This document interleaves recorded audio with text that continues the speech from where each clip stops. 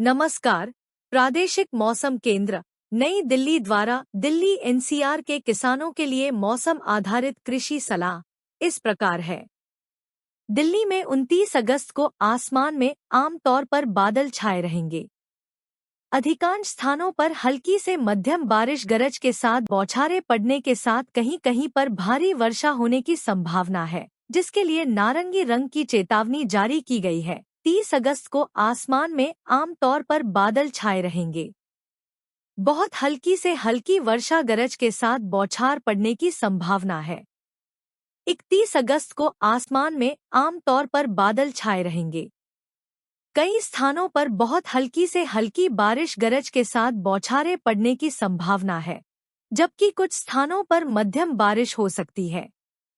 दिल्ली में आज अधिकतम तापमान 30 से 32 डिग्री सेल्सियस तक रहने का अनुमान है, जो कि सामान्य से 1 से 2 डिग्री सेल्सियस की कमी होने की संभावना है। अगले 2 दिनों में इन तापमानों में लगभग 1 से 2 डिग्री सेल्सियस की कमी होने की संभावना है। आज दिल्ली में न्यूनतम तापमान 26.2 डिग्री सेल्सियस दर्ज हुआ, जो कि सामान्य रहा।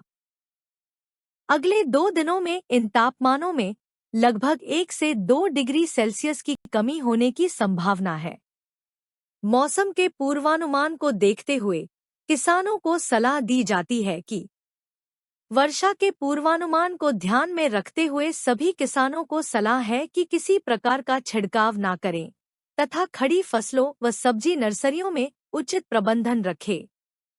इस मौसम में धान की फसल को नष्ट करने वाली ब्राउन प्लांट होपर का आक्रमण आरंभ हो सकता है। अतः किसान खेत के अंदर जाकर पौध के निचली भाग के स्थान पर मच्छरनुमा कीट का निरीक्षण करें।